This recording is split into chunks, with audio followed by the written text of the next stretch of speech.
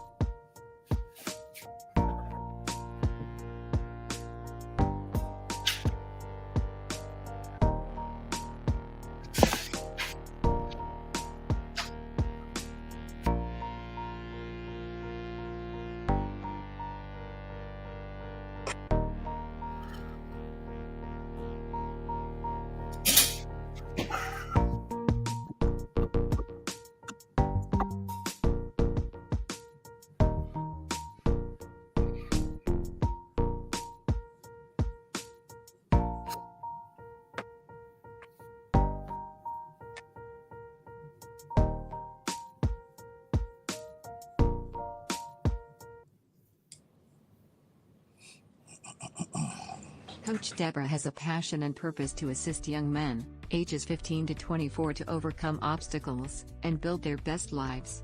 She wants to see every young man live out their potential. She has a master's degree in human services counseling, with a major in life coaching. More importantly, she is the mother of 3 boys, who are exceptional, educated, professional men. Coach Deborah believes it is better to train early, rather than need to fix later. She utilizes basic principles and God-led concepts. Sometimes the only thing a young man has is their credibility or their name. The actions they take are based on the decisions they make. Those decisions align with their choices and result in consequences. Coach Deborah can assist you if you are lost, floundering, or confused. Embrace the help and start building your best life today.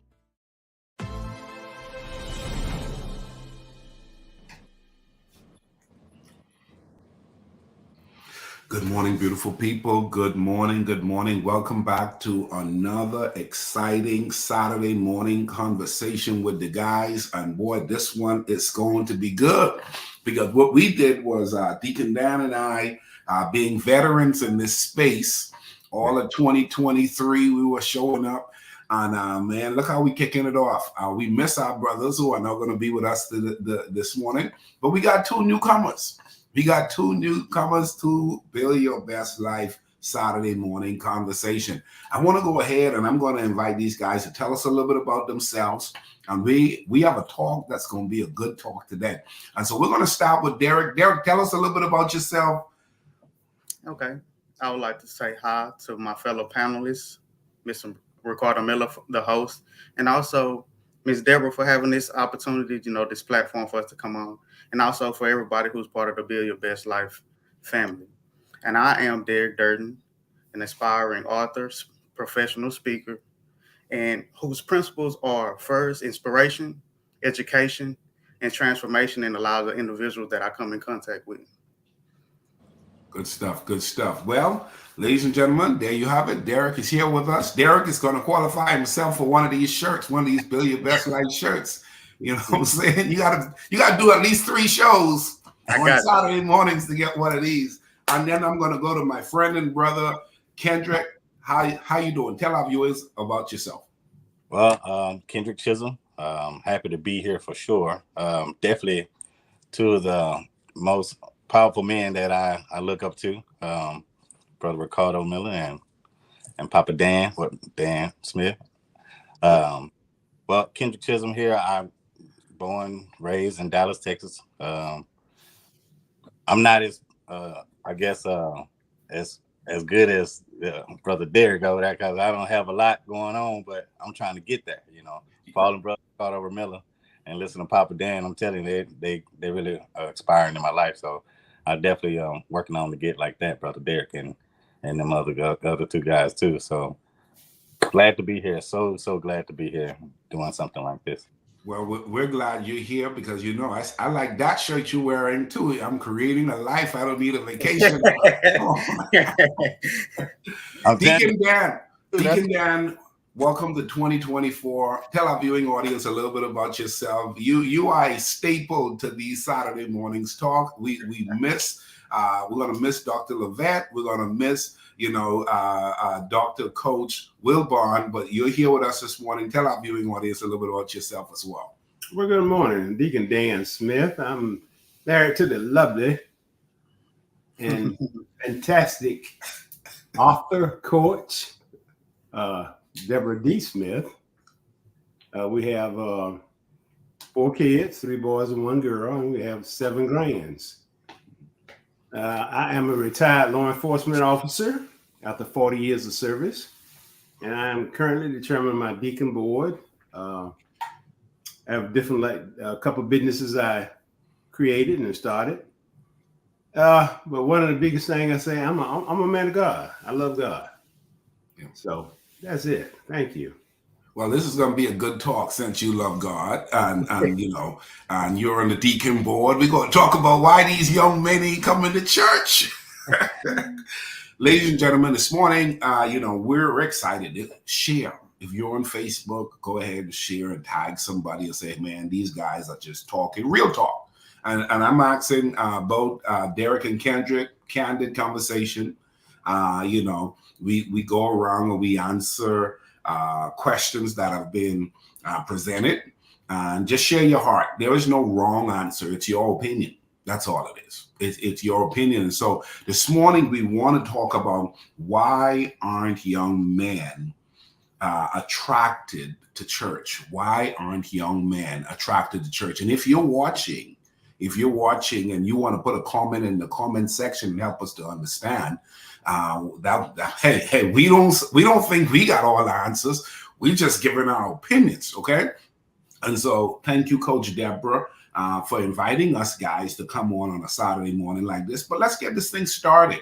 It's worth saying that the church is not the building, but the people within the building that have come together as a community of believers or hopeful participants, right? So with that said, young men are attracted to people, places, and things they can identify with or find worthwhile. With that said, what does the average young man hopes to find within the walls of the church? That's where I want us to start. What does the average young man? Kendrick, I'm going to start with you. Not only are you a guy, but you have boys, you have young men, you have other young men you influence. What do you think the average young man hopes to find in the church, or at least should be finding? Let's go there. Let's see, to find in the church. I mean, you could say. Huh? No, go ahead. I really have to say, to be accepted. Looking for a place to fit in. Yeah. Because sometimes some things could be, missing in their life. Such as a father figure. Yeah, that's good. Someone to talk to without feeling like they're gonna get in trouble about everything, Yeah. Or simply just being loved, wanted. Yeah, that's so good, and I like all of the points you share because I think that's what they hope to find for real. Yeah, yeah. I knew when I went into church years ago, that's what I thought to find, and I'm grateful that I came into the doors of a church and found that. I'm going to go over to you, Derek. Derek, you've seen churches throughout our communities as a guy over the years. In your view, what should a young man, what would a young man find in church? What's your view there that they're hoping to find? And just to build on what Kendrick said, all those things that he said were so true. But the flip side of it is they're not looking for those things inside of church. Wow. They're looking for it in social media, or they're looking for it in their friends, or they're looking for it in that acceptance. They're looking for it in all the wrong places. Wow. That's the key. That's the problem. The real thing that we need to focus on is what we're talking about is how can we make church more attractive to those younger individuals? Yeah. How can we tap into their lives, into their viewpoints in order to bring what they truly need or what they're truly searching for inside the church? Yeah. Because a lot of times it's already there, but how do we get them to this? How do we get them to the church? Yeah. And that's the we need to find out what that bridge is in order to really start to make a bigger impact on the lives of these young men who's searching for all those things that Kendrick talked about in social media, in the streets, in their friends, in females, or just in all the wrong places. We got to find out. You got to tap into them first, and then build that bridge in order to make church the place where they find all those answers. Ladies and gentlemen, let me tell you something. We have hit the ground running. Great perspective. Here's what we're looking for. Here's what the average young man is looking for when they come into the walls of the church. That's Kendrick, what he just presented. Derek just presented what are some of the things that they're actually leaning towards that should not be the direction, but they should be leaning towards what Kendrick just mentioned. Deacon Dan, you serve on the deacon board, tell us, when you look at this whole view of young men and their interest in church or lack of interest in church, what do you think they hope to find that's worthwhile, that they from their perspective? What's your view? My view is two main points: friendship and fellowship.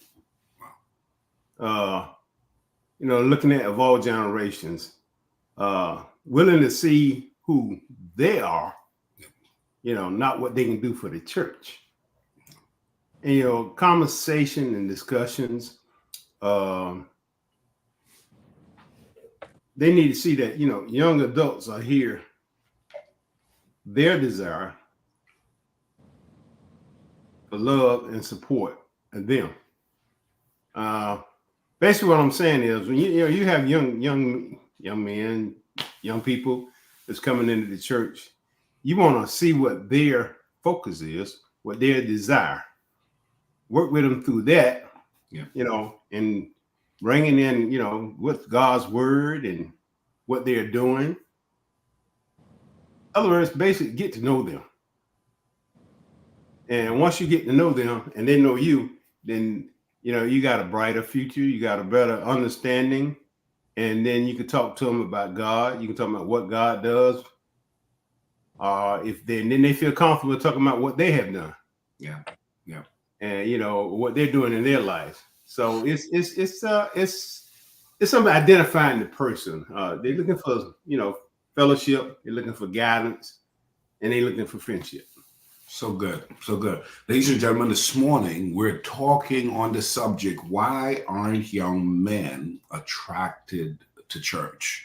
And we're hearing points. And if you're part of a local church, you may want to start tapping into these principles, these ideas that are being suggested, because clearly this platform is all about helping young men. And we believe in church, we believe in God. My question to you, gentlemen, I'm going to go back to you, Kendrick. Millennials and Gen Z, they are very tech-driven, conscious of their time, and they protect what they value. Okay, they protect what they value. What are the top two things missing in general in church setting when it comes to these guys, millennials and Gen Z? I think that Big Brother system. I kind of remember something like that growing up. They had like this big brother system where they had like a role model, you know. Okay. Mm-hmm. But the thing about that is, I think where the big brother system role model thing kind of play out is when the big brother system or the role model don't see the long haul, Okay.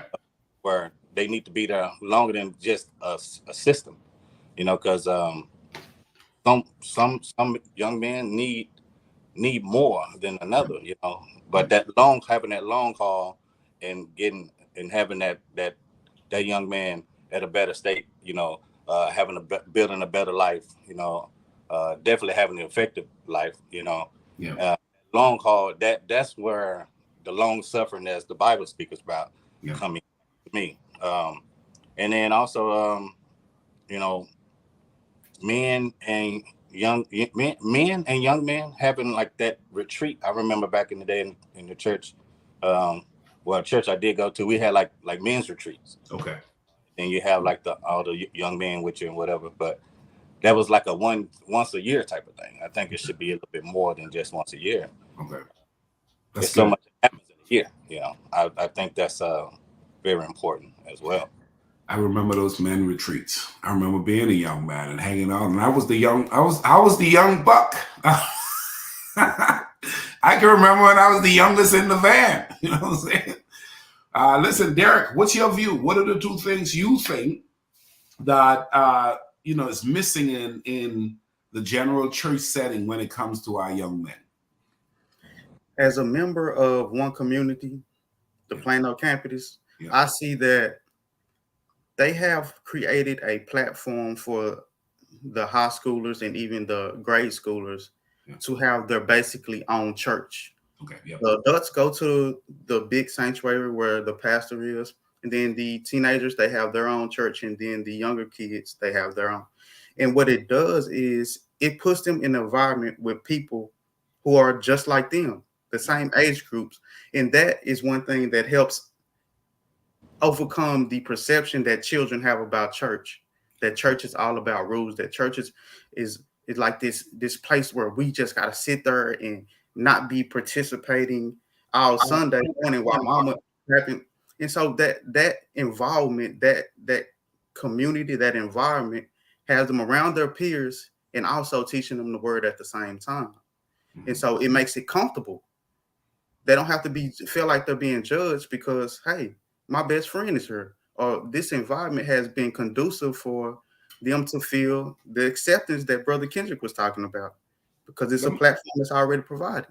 Let me throw a wrench in the wheel. Okay. With you saying that, Derek and Kendrick, you're saying that. Said it. I'm just gonna say it, okay? I remember when I was the young buck, I go to church where they thought most of the girls were. Like, okay, that church is loaded, right? That church got more single females, so we're gonna go visit youth night.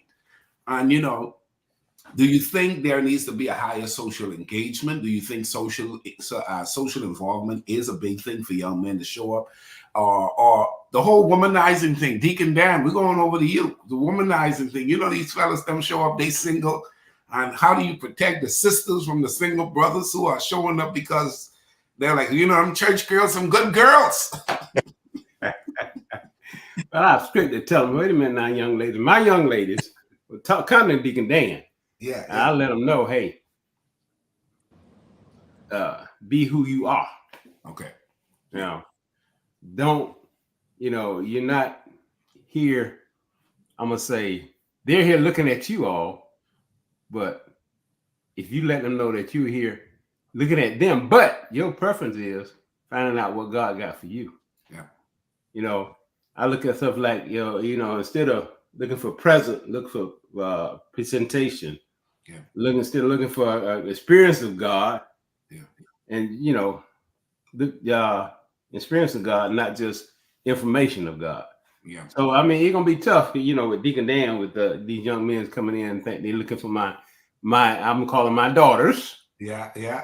Because they call me Papa Dan, and they definitely become Papa Dan. He bothered me. But now, all things, but you got to realize and understand that looking at a young lady in church, first of all, you need to look at yourself, with your inner self. What are you really looking for? You know, when you say church, Yeah. a group, a body of people that come together to praise God. So, look at yourself, look in your inner self. And that's why I always tell the young lady, inner self, look at self. Don't care. No, he'd be the prettiest boy in town. He'd be the handsome young man there. But you better look at self. Right. In that inner self. Good stuff. Good stuff. Dr. Levette, we miss you this morning, man. We miss you. We know we got to have you back February, the month of love. We'll wonder what the subject is going to be because, a lot of guys, and Deacon Dan, you mentioned your girls, hey, be yourself. Now, Dr. Levette, I know you've seen them brothers who come and you're like, well, he only come when some new sisters show up at the church. Let's talk about this. Let's talk about this. Statistic indicates that more programs and ministry favors women in ministry. Okay, is it because women make up the most in membership, or is it because of the pastor style of ministry or worship? Because we push that worship atmosphere, and worship atmosphere a lot of times in the church is not geared towards the masculinity energy that comes from guys, but more the feminine approach that women have. Kendrick, I want to know, what's your view on that when you see very few activities in most churches are built around the woman? What's your view? It's hard. That's hard. I'm telling you, women, they're smart, man. They're brilliant. They're smart. And I think they're like that from the jump, like from the beginning. Yeah. They're more humble. They're more, more, compassionate. They're more together than us guys because we can be hard-headed, Well, we are hard-headed, especially in our youth, right? So to see more women in church or whatever and programs, it just seemed like that's more of their lifestyle or what they know. It's like they know that's where they need to be, When us guys, we just like want to be everywhere, And most of the places we want to be is where we shouldn't be, But I think that's probably where we probably see more women in a lot of the different programs or in church. They're, like I said, the best thing I can say about one, these ladies, they're smarter, they're humble, they're more in tune with themselves than us men would be at a young age. So they're and you're right. They're ahead of us. They're a lot more progressive than us. What you say about that, Derek?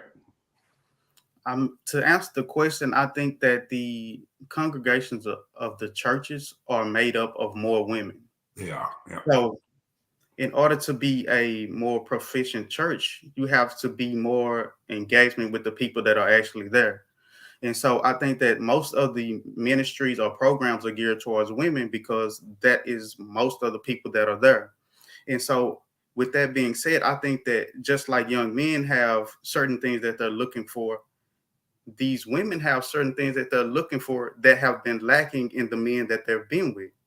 And I think that as men, to piggyback back off what Kendrick said, we are lacking in so many areas. And so the women have these voids and they just tend to lean more towards church than men do. And so with that perspective, I think that, like I said, the congregation is built up of way more women than it is of men. What's your view, Deacon Dan? Now, I'm going to go with Kendrick and Derek. Women are more, as they say, religious than we are, than men. Okay. Would y'all agree with me on that? Yeah. Yeah. Uh-huh. Okay.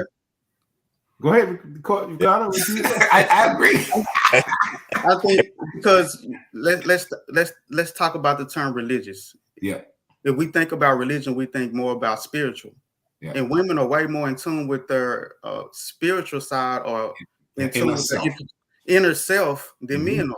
And so that it's easier for them to make that connection to religion or church than it is for the average man. Yeah. Right.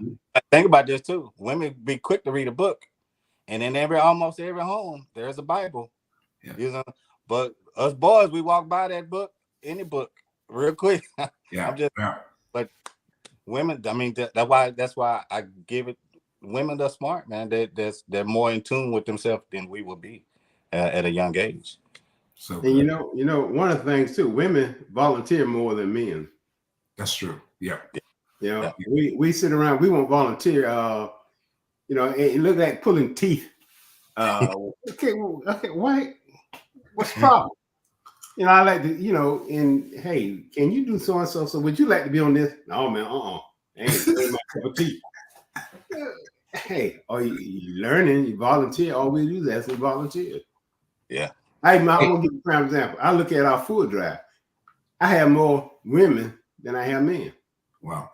At our food drive. Yeah. And I think it's more their nature. Nature to be. I think it's their nature to be giving and helpful than it is part of our programming as men as being more helpful.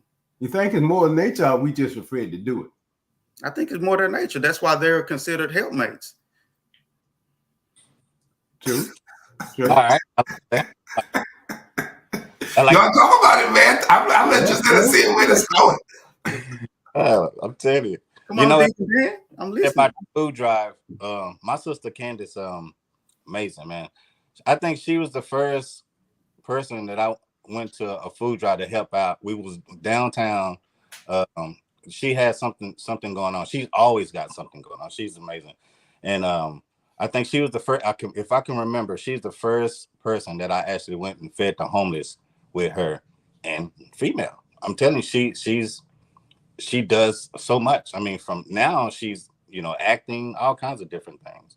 But we're downtown Dallas, and I'm just want to be a part of whatever she's doing, and finding out she's feeding the homeless. Her and the team, and these teams, it was ladies.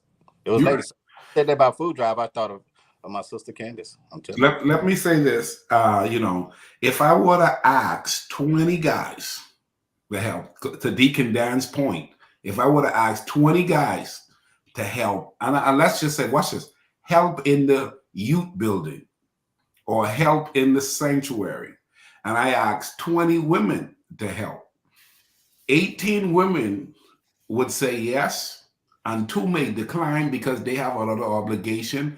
18 guys will more than likely decline unless I corner them or I have a relationship with them. I've seen it. And so there is some major tactfulness. I have a client. I'm gonna drop this joke in there. I have a client. If she's watching this or end up watching this, she'll know she makes mention of this point, because I talk about recruiting for children's ministry.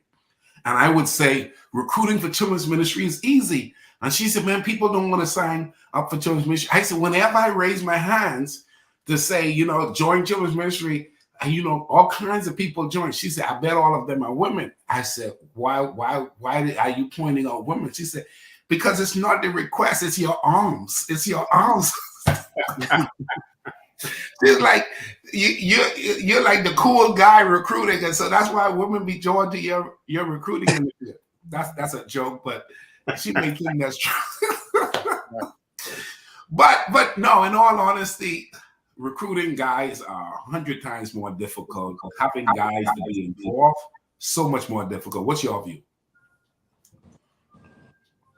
on recruiting guys? Just getting guys to engage. Yeah. I mean, you text some dudes up and you ask them, hey, watch it, Kendrick. What you talk about feeding the homeless? Let's just say you send out a text to 10 guys in your phone. Hey man, this evening I want to go feed the homeless downtown Dallas. You want to help? If you do 10 guys, I promise you the vast majority. Man, Karen, you should have told me earlier. Yeah, not to see it. It's too cold in Dallas, bro. Yeah, exactly. Yeah. But when you do end up with the parking lot that you're gonna go ahead and do those homeless on this cold evening, if you invited 10 women and 10 guys, I promise you the women would outdo the guys. I believe that. I tell you that. I see a lot of women. They doing a lot, man. I'm telling you. So, brothers, we gotta fix that. Let's fix that, okay? Let's each one reach one. Let me ask you guys this question, okay? Is the convenience and the timing of virtual services winning over our young men when it comes to faith? Or is it a distraction that actually now is the excuse that is disconnecting them from the church itself?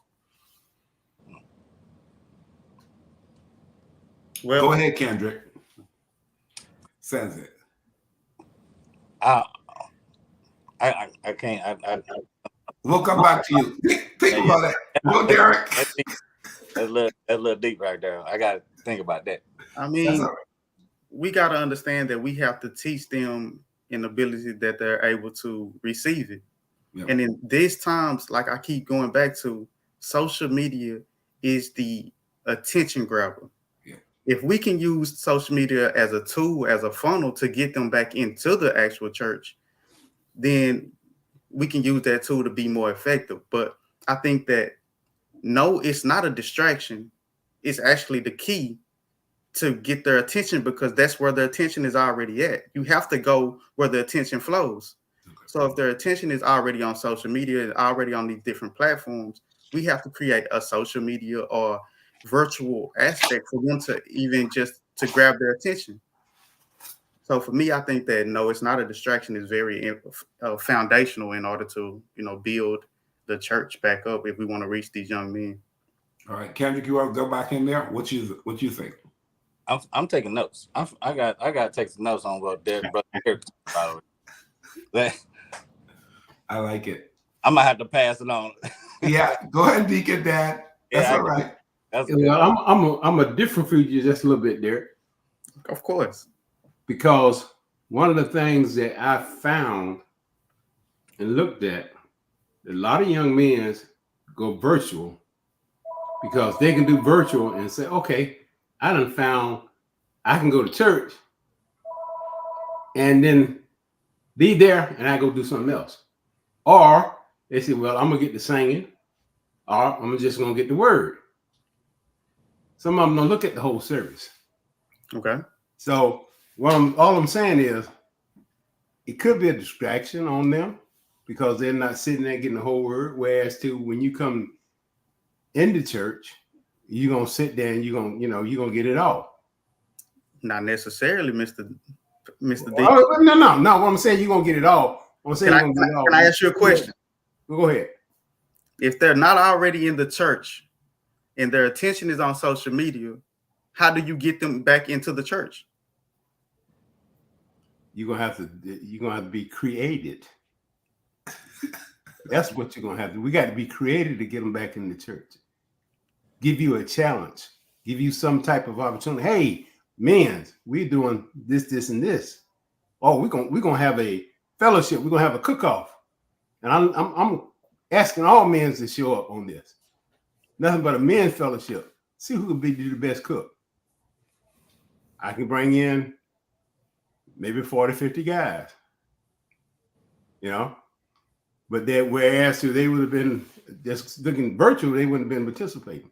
But what I'm getting out of this is I like to see participation and fellowship. Right. I see what you're saying. Yeah. Not just observation. Yeah. Not just observation. Right. Okay. Right. Yeah. Because you can have 40 guys there to help, but only 10 of them doing the work. But you so you might as well just call 10 that's gonna do the work, because you don't need no one, being distracted or hindering someone else because they're watching. Kids, we watch. When kids watch, man, I'm telling you, growing up, I was always watching, learning, trying to figure out. And I was real big with hanging out with the older crowd because they had the better stories. They had they had something that I wanted. They looked good in what they had, wives or children, just different things. So, but having, men that's gonna be there, having them to do the work, like I said, you can have 40 guys there. 40 of them need to be working. 40 of them need to be, so you want to make sure you have the right men there because you don't want nobody, hindering these kids or whatever it is you're trying to bring in and help them build a better life. So good. Let me ask you. Go ahead. One other thing. Prime example, like we have our men workers. The deacons go in there prepared for it, but I've had so many men come back, hey, y'all need some help. I'm willing to help. Oh, they done got my ear now. Yeah, I'm you coming. Mm-hmm. Okay, next men's breakfast, I'll expect you there. They shows up. They go in there and show me their talent, And then I have had them say to me this, but you know what? I didn't realize fellowship with men is so great, so fun. Yep. You know? Yeah. And I can I like a good fellowship, you know. We've done a few times those men tailgate time, just some eating some food, sit on, back of a truck and just hang out. Let me ask you guys this. Pastors preach the gospel to clarify salvation and to win souls. Are taboo topics, real talks, and too much judgment the link that is missing? People, should there be a little bit more taboo topics? Should there be a little bit more real talk? When we come to men, a lot of guys think, there could be too much of a fluff, and I don't know if you have met, I know a lot of guys who be like, I like that pastor right there, man. He real right there. He 100. What's your view, guys? Let's start with you, Derek. as far as the taboo topics and real talk, um, I think that's necessary. And as far as like, because I think that the face and the function of church is basically foundationally the same, but the way that we're able to connect with individuals in the congregation has kind of changed. And I think that some of the old the fired and that people are not connecting to that story anymore, because I think that the message has to be more applicable to everyday life. Mm-hmm. And I think that those taboo talks and those real talks is part of the connection to make the Bible scriptures, the stories more applicable to everyday life. Good, good. What's your view, Kendrick? So I go all the way back to the men's retreats, right? Because it's all men. It's all young men, we're all together. So you don't have to watch certain things you say. You don't have to, you can kind of get in with the young man. We had a bonfire and we were just around this bonfire and you would just say whatever you wanted to say, talk about what you want to talk about. And it's easier when, you don't have the women around where you don't have to watch yourself. Now, young men probably don't understand to watch themselves, watch what they say, but the older men do. But the older man can now talk to the young man because there's only men there. So I can see, like I said, I go back to the men's retreats and stuff like that. A real big brother system that's going to be, the long haul, with the long haul of sacrificing to be there, but having all those young men together with these older men that can teach, because I'm getting to that older stage now where I got to be teaching too, But one thing I remember is I'm trying to get myself, my knowledge up. I'm trying to get my knowledge up so I can have that wisdom to speak, because one thing Miles Monroe has, I remember him saying before, he said, you can only teach what you've been taught and you can only impart on what you know. Right. And and I listened to that so many times just to try to understand what he was saying, because I like Dr. Miles Monroe. He's smart, brilliant, and I love him. And when I found out, Brother Ricardo, you knew Dr. Miles Monroe, I say that's who I need to be with right there, And sure enough, you are a big step in my life. So now here I am trying to be that older man that used to see that older man that used to see, well, the younger man that used to see the older man, and I still see that even with you, big bro, and so now that helps me get to where I need to be. But see, now I'm getting to the point to where I need to be doing that for the younger too. But I want to make sure I get my knowledge up, so I can speak wisdom as well.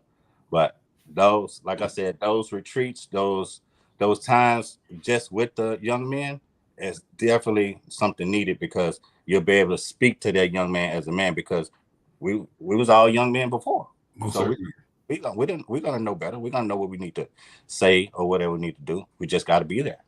So good, so good. Ladies and gentlemen, Kendrick Chisholm. Listen, Kendrick just mentioned Miles Monroe. He mentioned Ricardo Miller from the Bahamas. What he didn't mention was he went to the Bahamas and fell in love with the Bahamas too. Oh man, oh yeah. Okay, so he like him some Miles Monroe. He's connected with Ricardo Miller and he enjoyed going to the Bahamas. Brother, we're gonna get you a passport. I got a mama in Yeah, right.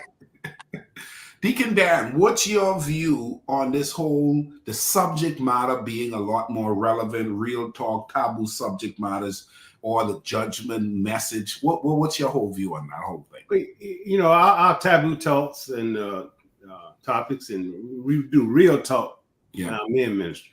Okay. We have a men breakfast. Okay. Men's function. Yeah. That's what we do. We, you know, be real. Okay. Just talk about whatever you want to talk about. Yeah. Regardless of what it is. Yeah. You know, from A to Z. Yeah. We're gonna talk about it. And I think that's one of the things that they focus on. A lot of them say, "Oh, well, I got a better understanding." You know. Yeah. And that's where you come out and you got that real talk. Well, okay, we get that salvation talk with the pastor, and he's saying that, but the pastor be right in there with us. Yeah. You know, same time. But we can convert you to do the real talk. Yeah. Let's find out what you guys are thinking. What's on your mind? Yeah. You know, even from how to treat your lady. Yeah. You know, how to treat your child. Yeah. Yeah. So that's what, you know, that's one thing I like about it. You know, we had a real talk when the men's get together, whether it be a men's conference or be a men's breakfast or just men's doing something at church together. Like we have a cleanup day, number of men. And we do the grounds. Mm-hmm. And we just talk, you know, with the deacons and some ministers, and we just talk. And I was talking about my son Kendricks. When I had him down here, he had to work. Yeah, yeah.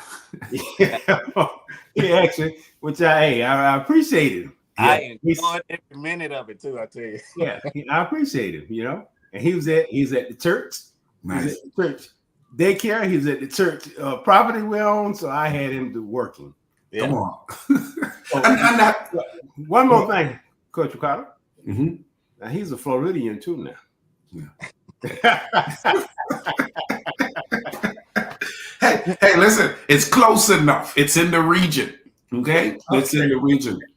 Let me ask you guys this. Derek, overall view, you know, when you think about this whole thing about attracting young men to in-person service, do you feel as though, you know, I remember when I was coming up, I mean, I knew I needed God. I knew I had initially grew up in the church. I had walked away from church. I wasn't really engaged in church anymore. And then I was really more street. And I remember when I was just needing something to help fill a void, I went and sat in the back of the church. And I was like, I know if I could do this now. These fellas ain't look 100. Right. You know, I'm a little street dude. I understand God and who God is, but in this environment, I don't know if I can do this environment. And then there was some guys, and if somebody's watching from the Bahamas, there were some guys who came out, Christian Massive. That was one of the groups. And they had dreads and they had camouflage on, and they was on the stage with Christian reggae. That's the first time I heard Christian reggae. I was like, Christian reggae. And some of the guys then later came out with Christian rap. And I was like, I could do that. I can roll with that. As we close this out, this whole concept of in-person service, can we make it a little bit more masculine? Can we make it a little bit more attractive? We're closing out. What's your view, Derek? I mean, what you just said actually led into my thoughts. Okay. What we really have to do is focus on the young men that are already inside the church. And we have to groom them to be the leaders, groom them to be the disciples to go out and speak to the young men who are not in church.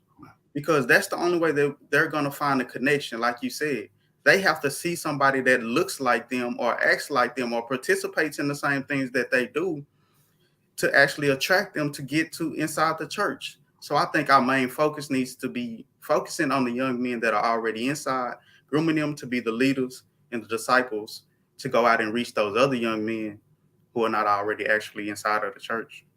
Good stuff. Good stuff. That's real good. Yes, that's so right on point too. Because they'll be more to listen to that younger crowd, and it will quicker anyway. Because that's just like them. Yeah. I mean, very good point there, Derek, brother Derek. I'm telling you. Appreciate you. Man, I like that. I definitely like that. What you think? We should be done. Um, What do you think, Deacon Dan? I agree. Yeah, you got to him in person. You like say the ones that are there now, you got to stay. You got to keep them there. So you got to get their interest, and and get them to go outside and get the interest of the others. So we got a tag team. Okay. Yeah. What I call a tag team, where we go out and get the interest of men's in in church, going out to young men, going out getting your friends or whatever. By being a law enforcement, I'm gonna go take it like a gang.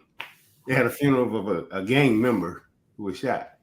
Well, hey, when they start coming in the door, Deacon Dan started talking to all of them. Right. Because number one, I know they talk by being out in the law enforcement. And number two, I know where they're trying to go. And number three, I know they don't have an interest, but in certain things. So that's where we have we have young men in our church that become elders. Mm-hmm. They're in training now, and that helps a lot. So they can get out and talk with the young men. And our youth pastor, he has the guys in there. Every now and then he'd tell me to stick my head in the door. Yeah. Let them ask me some questions or whatever. Yeah. But I'm quick to get the young men to volunteer and do things, which I think, if they just respect, if you get respect of the young men, yeah, they're gonna work with you. Yeah. It's things that they'll come to talk to you about. They ain't gonna talk to nobody else about. So good. So Deacon Dan, what you saying that I can remember when I came off the street, I just sat in the back for a little bit. And like Kendrick just popped in Jacksonville and ready to help. I remember the 2 weeks in the church, one lady, she said, "Young man, can you come up here on Saturday and help us move some stuff around?" And I signed up to help vacuum the church and clean the windows and mop the restrooms. And the next week they was like, "Hey, can you help us cut the grass on the east side of the building?" And it really got me connected because I felt a belonging and an ownership. And I was like, this is my place. You know what I mean? And then the guys who were from the neighborhood, they was like, "Man, that's that dude. What's up?" I was like, "Hey, man, come and check us out." Going back to your points of making sure that they could say, "Oh, man, he from the street. How come he over there?" Okay, young people do go there. And so, gentlemen, we got a lot of work to do. And we can do it best by platforms like this. Derek kept going back to technology, utilize the space that we do have. I love what Kendrick mentioned. The whole concept of it is let's look at what worked before, the men retreats. Let's look at the heart connection for when men come into the building, young men come into the building. Deacon Dan, the whole concept of us understanding we cannot let them not get in the building. I love what he said. We got to get them in the building because the building still brings about something that you don't get anywhere else. And so, ladies and gentlemen, once again, this has been the conversation with the guys. Here's what I want you guys to do. Speak to a guy who is not connected. What's your view to that guy who's not connected? To that mother who has that 18-year-old son, 21-year-old son, 31-year-old son in the basement, okay? And she about to get up and go to church tomorrow, and he gonna be inside there on his device or in his bed. Challenge him. Each one of you got a minute to do it. Let's start with you, Derek. It's crazy because just a week ago, my business coach Denise told me to close my eyes and talk to my younger self. Yeah. And this is what I told him. Getting into the right places, associating with the right people, and participating in the right activities can be the one key thing, can be foundational to take your life from where it is to where you strive to be.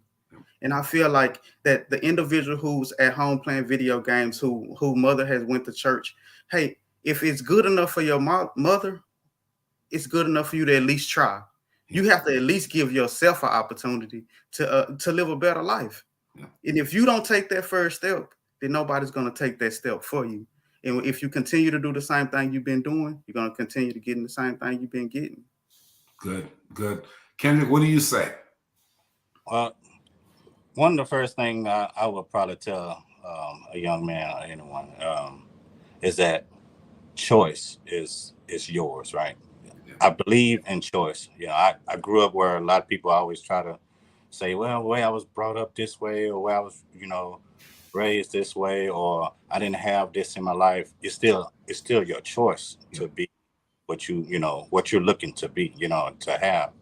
And so I'm real big on choice. And it's not an easy thing to do. I mean, life can be hard. It's not easy, but you still have that choice to make. So I would have to start with choice. Son, a young man, choice. This is your choice to make. Where would you want to be? What would you want to see? Because the way you was brought up or way you were raised is not the end. It's so many people. What I've learned, even in my older years, there's someone out there to help you, right?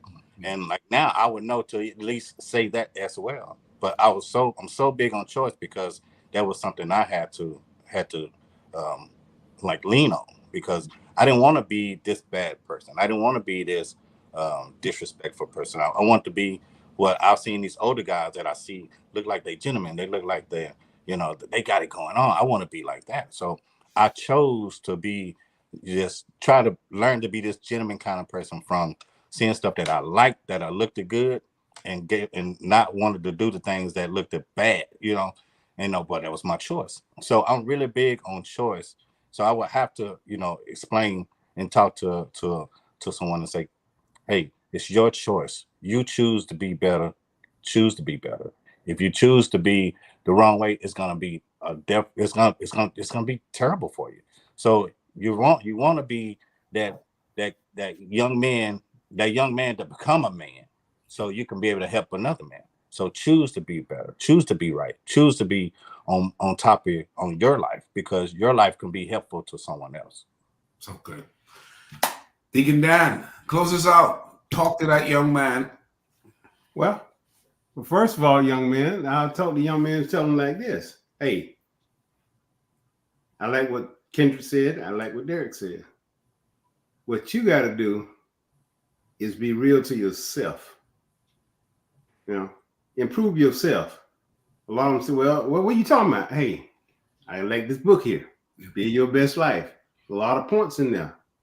This could be for the mothers, young ladies, the young men, especially young men.